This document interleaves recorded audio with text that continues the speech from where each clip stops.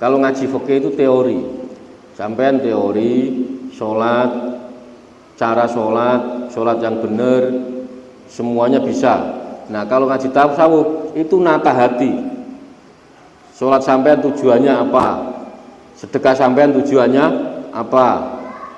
Zakat sampean tujuannya apa? Haji sampean tujuannya apa? Umroh tujuannya apa? Berbuat baik tujuannya apa? Nah itu harus ngaji tasawuf. Karena belum tentu orang sholat itu tujuannya Allah. Banyak orang nyesel sholat terus nggak kaya-kaya. Sholat terus nggak kaya, nggak ada hubungannya sholat sama kaya. Kalau mau kaya ya kerja, sholat nggak ada hubungannya. Bismillahirrahmanirrahim. Ila hadratin Nabi Mustafa Muhammad sallallahu alaihi wasallam wa li jami' ikhwanihi minal anbiya wal mursalin wa awliya wa syuhada wa shalihin. Inna makana min salikal ardi ila maghribiha wa barriha wa bakhriha. Khususan Maulana Syekh Abdul Qadir Al-Jilani, Syekh Muhammad Al-Samandi, Syekh Al-Hasan Al-Syadili, Syekh Ali bin Abi Usqah, jami' masyayikhina khususan muallif hadal kitab Syekh Abdul Iskandari, Syekh Muhammad Al-Yaqi, Syekh Muhammad Al-Fatihah. A'udzu billahi minasyaitonir rajim. Bismillahirrahmanirrahim. Alhamdulillahi rabbil alamin. Arrahmanir rahim. Maliki yaumiddin. Iyyaka na'budu wa iyyaka nasta'in. Ihdinas siratal mustaqim. Siratal ladzina an'amta 'alaihim ghairil maghdubi 'alaihim waladdallin. Amin. Sampai mana, Kang? Alus Sa'adah ya. Kemarin kita menjelaskan kalau sampean ingin menjadi orang yang beruntung itu ketika melihat orang yang bermaksiat sampean ingkar, masang muka tidak setuju, masang muka masam, atau yang penting tunjukkan kalau sampean tidak setuju kalau orang itu berbuat maksiat. Kalau mampu untuk berkata, kalau tidak mampu diam. Kalau tidak mampu diam, tapi tetap harus masang, sampean harus betul-betul mantap, yakin bahwa apa yang dilakukan orang itu tidak benar atau salah. Tapi di dalam hati Anda mendoakan orang-orang itu. Saya pernah dengar dari cerita dari Habib Jindan. Beliau itu punya guru, beli rumah baru. Nah kebetulan karena memang surveinya malam, dia nggak tahu, pokoknya beli. Ternyata setiap hari di depan rumah itu dibuat mabukan setiap hari. Mau ditegur orang baru kita berjindan, orang baru nggak berani. Bukan nggak berani, takutnya nanti ada sesuatu orang baru. Mau nggak ditegur, tapi tiap hari. Akhirnya kalau pulang pas kumpul kasih roti. Nah besok ngomong lagi, besok kalau kesini bawa roti lagi ya. Nah ini kan kadang ya kurang ajar ya, agak kurang ajar. Besok bawa lagi roti, sampai kalau tidak salah sampai 7-8 kali setiap hari dikasih roti. Yang ke-9 bubar, yang ke-9 sudah bubar. Nah kadang kita itu nggak siap ngadepi yang seperti ini, kadang tidak siap. Pengennya kelamaan ini gitu ya. Maka ketika kita melihat orang yang bermaksiat harus menunjukkan ingkar, kita nggak setuju dengan apa yang dia lakukan, tapi di dalam hati kita mendoakan semoga ini dapat hidayah Allah semua itu, tapi di dalam hati. Nah ini orang yang beruntung itu orang yang seperti ini. Nah orang yang celaka itu sebaliknya. Ketika dia melihat orang yang maksiat, itu dia langsung maki-maki, dia marah-marah, dia tujuannya bukan untuk bahwa dia maksiat enggak, tapi untuk menjatuhkan, paham ya? Untuk menjatuhkan, kau ini mabuk dia, tapi teriak-teriak. Wong tujuannya untuk menjatuhkan, biar orang semua tahu bahwa dia ini jelek, dia ini gitu. Terus di hatinya, udah sekalian orang nggak bener masuk, nah gitulah. Nah ini orang yang celaka. Maka ini kelihatannya sederhana, tapi prakteknya susah ini. Prakteknya susah.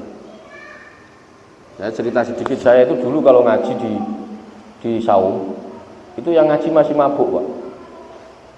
Oh iya, ini fakta. Jadi ngaji sambil mabuk.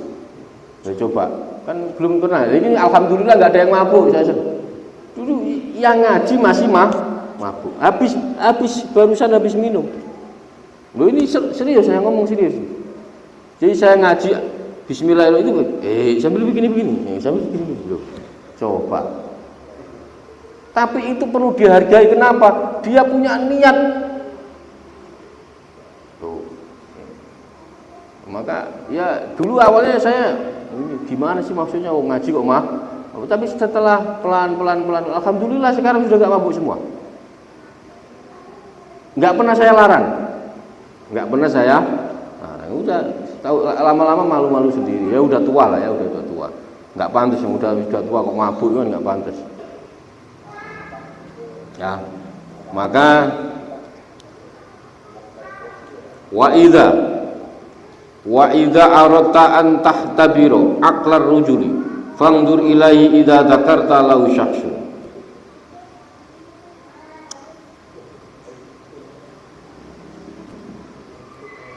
Wa idza aradta, apabila kamu ingin mengukur antah tabiro aklar rojuli, ketika Anda ingin mengukur akal seseorang, sampean mau ngetes akalnya sampai berapa, ini sampean dikasih bocoran sama. Kalau sampean ingin RT, saya sebut saja namanya Mang Samin, di depan Pak RT. Wa idza wajadtahu yatufu ala mukhmilil su'in hatta yaqulu khilna minhu dzalika fa'ala kada wa kada wa kada wa kada wa kada. Kalau dia menanggapi dengan tanggapan yang jelek sehingga mengatakan menurutku Pak Mang Samin itu begini. Jadi saya ngomong sama Pak RT, mau ngetes seberapa akalnya Pak RT. Saya sebut saja namanya. Pak RT, menurut sampean Mang Samin bagaimana? Kalau Pak RT jawab, wah Mang Samin itu tidak jelas. Kalau tidur di bawah, kalau macam-macam. Pokoknya yang disebut ini jelek semua. Seumpama. Yang disebut, wong tidur nggak pernah rumah, tidur di kuburan terus. Contohnya ini contoh ya. Yang disebut Pak RT itu begini, itu semua tentang kejelekan. Fa'lam, maka ketahuilah, anna batinuhu kharabun walaysa lahu ma'rifatu. Maka ketahuilah orang yang seperti itu, seperti tadi itu batinnya rusak. Batinnya rusak. Walaysa lahu ma'rifatun. Jadi orang yang seperti itu batinnya rusak, hatinya rusak. Maka tidak ada makrifat di dalam hatinya. Maksudnya makrifat kepada Allah.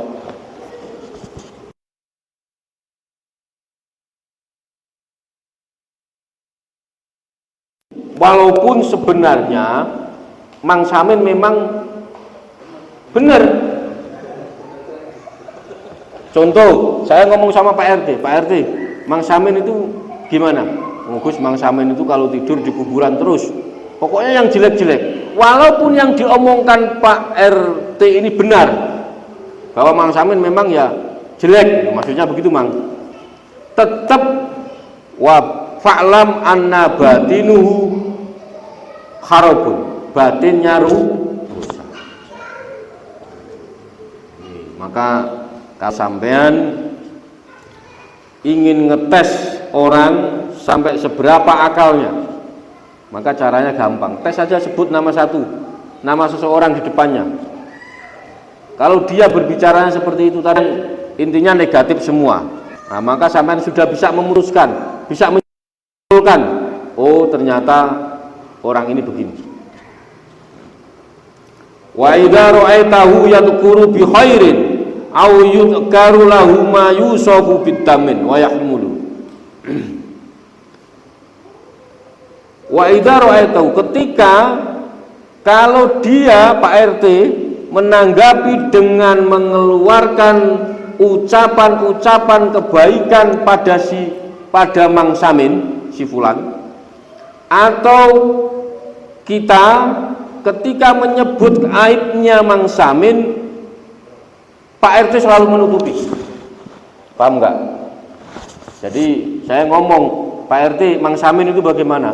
Pak RT jawab, Mang Samin itu baik Gus, rajin, suka menabung, apalagi tidak sombong, rendah hati, nah, semuanya itu. Terus saya ngomong, enggak Pak RT, Mang Samin itu orangnya sukanya begini-begini. Enggak Gus, enggak, Mang Samin baik. Nah, walaupun yang diomongkan tadi benar, tapi Pak RT tetap menutupi, ya. Dia Pak RT selalu menanggapi apa yang saya ucapkan, itu selalu ditanggapi dengan baik. Salah itu Gus, setahu saya ini. Maka dan Pak RT kadangnya ngomongnya begini. Kan tadi saya ngomong soal Mang Samin. Mang Samin menurut Pak RT gimana? Mang Samin baik, ini tidak sombong, suka menabung, bla bla. Terus saya nimpali, Mang Samin itu bagaimana? Enggak pernah nabung Pak RT. Setiap dapat gaji itu habis kok. Oh enggak Gus, mungkin Mang Samin lupa. Masih selalu ditutupi. Mungkin Mang Samin lupa Gus, kalau enggak punya Mang Samin kan habis gajian, terus uangnya langsung dihabisin. Mungkin lupa kalau Mang Samin nggak punya anak istri. Loh, bahaya mau lupa punya anak istri kok lupa, ini bahaya ya.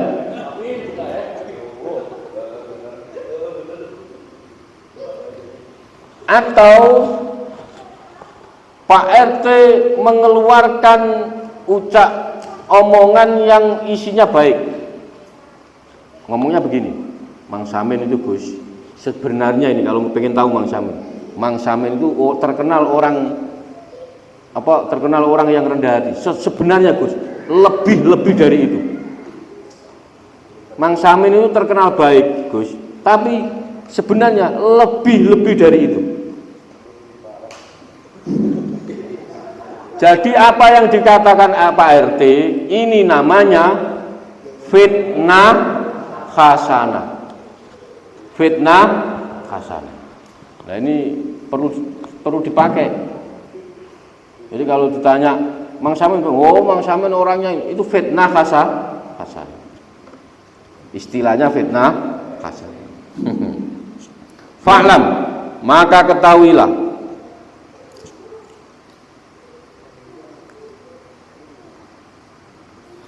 anna batinuhu ma'murun, maka ketahuilah kalau hati orang-orang yang seperti itu makmurun, dia terpelihara, tenang. Hati yang model gitu hati yang tenang dan terpelihara.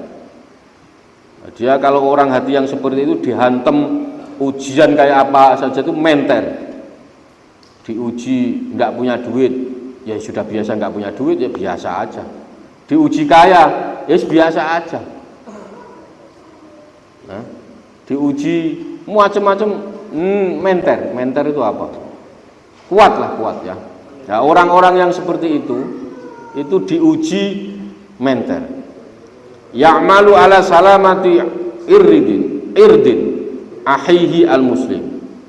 Fa innal mu'min, maka ketahuilah sesungguhnya mukmin itu ya'malu ala salamati, dia menjaga kehormatan saudara muslim lain. Maka orang mukmin itu menjaga saudara muslim lainnya. Maka kalau sampean dijelek-jelekin harus ngembaliin. Enggak, baik. Walaupun aslinya memang jelek, tutupin aja terus. Itu ya. Jadi mukmin itu selalu menjaga kehormatan saudara muslimnya. Nah, kebanyakan kita itu enggak. Kalau dikasih umpan sedikit itu, sampai kemana-mana ya. Wancing. Mang Samin itu bagaimana? Oh, Mang Samin itu Gus, aslinya dari planet. Lu malah ditambah-tambahi ya, malah ditambah-tambahi.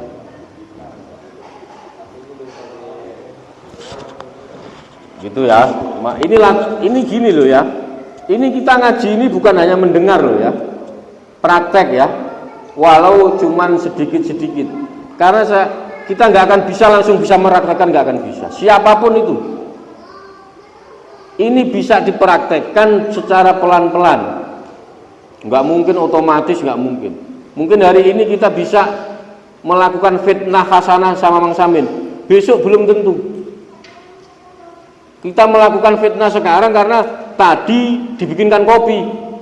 Besok nggak bikinkan, malah dijelek-jelekin. Contohnya ini contoh. Maka semua yang kita kaji ini bukan hanya untuk didengar, tapi praktek sedikit-sedikit. Gitu ya. Setuju praktek ya. Pokoknya kalau diomongin, bagaimana Mang Samin? Oh, Mang Samin itu orang terbaik di RT ini. Itu aja udah. Orang yang paling baik contohnya. Haqiqatu tulu umri, hakikat panjang umur. Man utawi sapane wong. Qariba lamun iku parek sapa man faragha apa masa rampunge. Umurihi apa umure man, wa yuridu dan dia mengharapkan sapa man ayyastadrika ing yento nemu ma ing barang fata kang wis pot falyadkur bil adkari jami'ah. Orang yang sadar umurnya sudah hampir habis,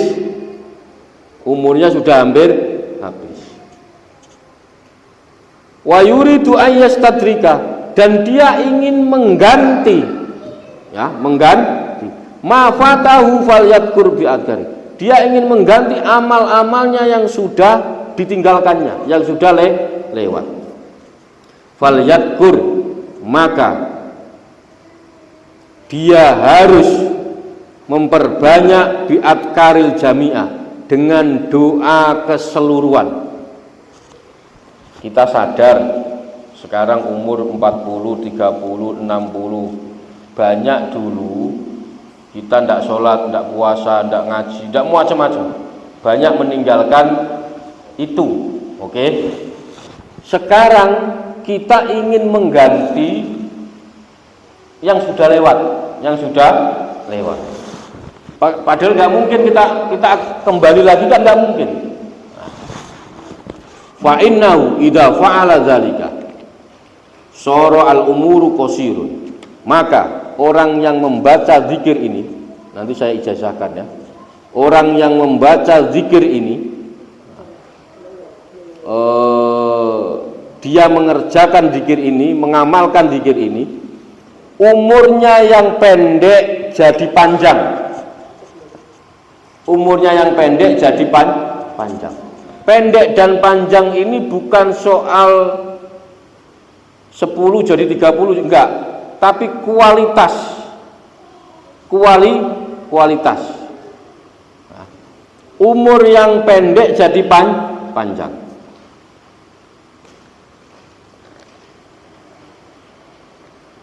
Kakaulihi. Nah, ini dengarkan ya. Sampai nanti catat, boleh diamalkan, boleh. Sehari dibaca 7 kali, 3 kali, 3, 1, 3, 5, 7, 11 boleh, terserah. Habis duhur, habis asar, habis maghrib, habis isya, terserah. Nah. Subhanallahil azim wa bihamdihi adada khalqihi wa ridha nafsihi wa zinata arsyihi wa midada kalimatihi. Ini lafalnya. Jadi kalau sampean sering membaca zikir ini, umur Anda yang pendek jadi panjang. Panjang bukan soal yang mestinya kita umur 10 tahun jadi 20 tahun, enggak, tapi kualitas hidup. Paham ya? Yang panjang itu bukan soal hitungannya, tapi kualitas hidupnya jadi top. Contoh begini. Sampean sholat malam Lailatul Qadar. Ketika sampean pas Lailatul Qadar itu Anda sholat Anda sama saja 1000 bulan.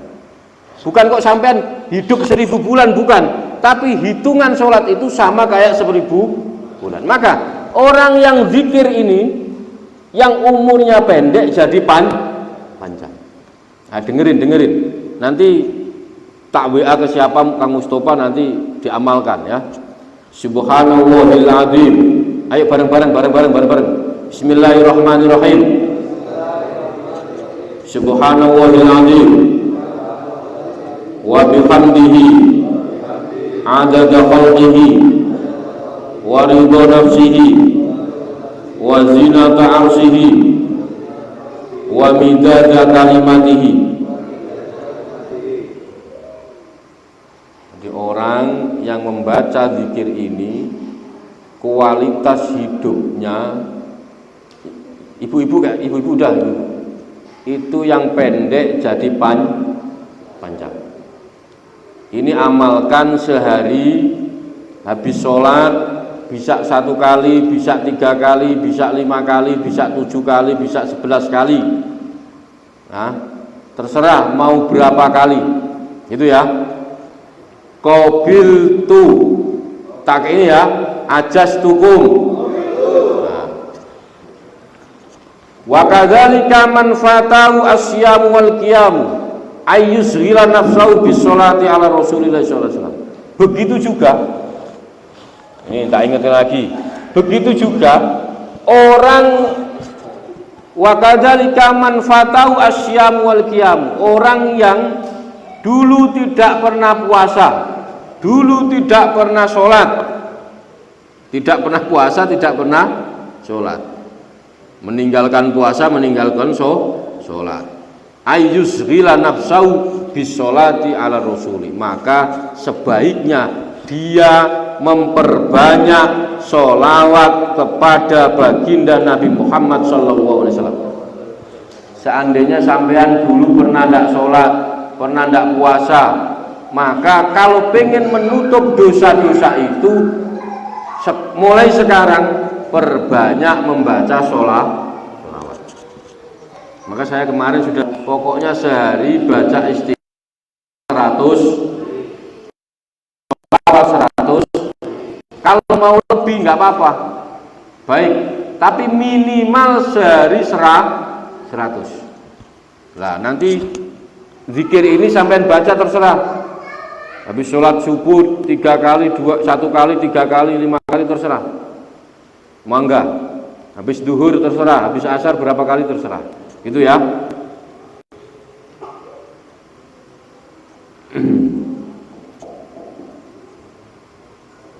Fa innaka law fa'alta fi jami umurika kullu ta'atin kullu ta'atin summa sallallahu alaika wa salatan wahidatan rajahat tilka salatu al wahidatu ala kulli ma amiltahu fi umrika kullu.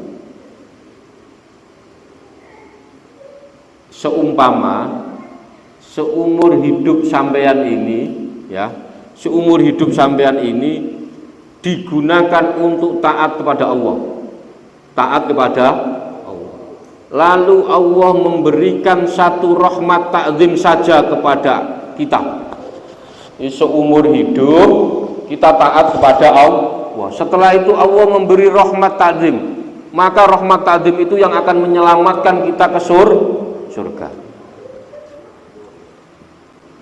Padahal setiap sampean membaca satu sholawat itu mendapat 10 rahmat. Maka seluruh umurmu ini itu enggak sebanding kalau dibandingkan dengan satu sholawat. Paham ya? Karena apa? Sampean sholat taatmu macam-macam itu ternyata punya tujuan. Ini macam-macam. Sampean bisa kuat menjalankan sholat itu karena memang ditakdir Allah kuat. Maka ketika sampean dalam seumur hidup ini taat kepada Allah, itu hanya dikasih satu rahmat ta'zim. Tapi sampean membaca satu kali sholawat mendapat rahmat Allah 10. Tapi nggak boleh terus, Gus saya sholawatan terus tapi nggak sholat. Nah, itu kan aneh. Wah, aneh. Orang sholawat kok nggak sholat itu gimana? Aneh-aneh. Maksudnya sholawat Anda itu untuk memperkokoh sholat Anda. Karena apa? Dalam sholat itu juga ada sholawat, wajib hukumnya. Kalau nggak dibaca, nggak sah sholat kita. Sholawat tahiyat akhir itu hukumnya wajib dibaca. Kalau tidak dibaca, sholatnya tidak sah. Nah, itu berarti sampean sudah membaca sholawat. Itu ya.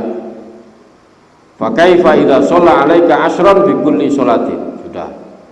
Kama jaa bil hadis as-sahih fa ma ahsana Aisyah idza ata'ta wa fihi bi dzikrillah ta'ala aw sholatu ala rasul sallallahu alaihi wasallam. Di dalam hadis diterangkan, barang siapa yang membaca satu sholawat maka Allah memberi 10 rahmat.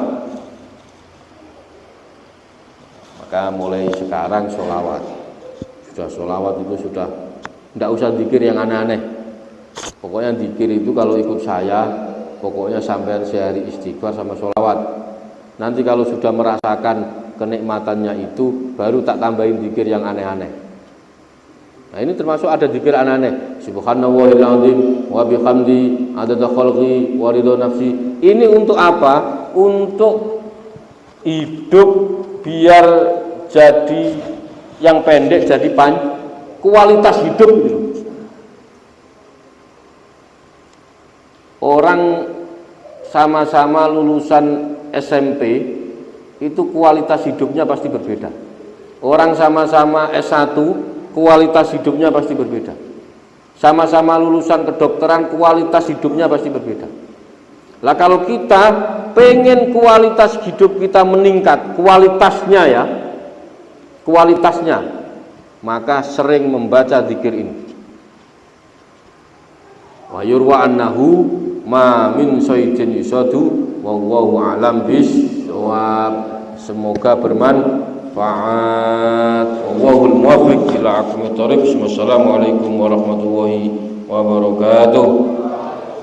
Maulaya sholli wa sallim iman abada ala habibika khairil khalqi kullihim huwal habibul ladzi urja syafa'atuhu likulli hawlin minal ahwa limuktahimin ya Rabbi bil Mustafa balli maqasidana wal lana ma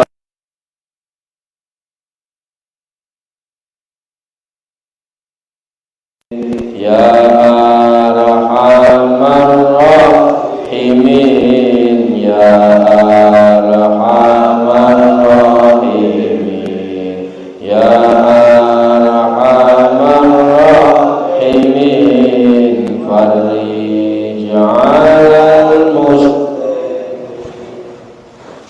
Enggak, yang mau nanya silakan.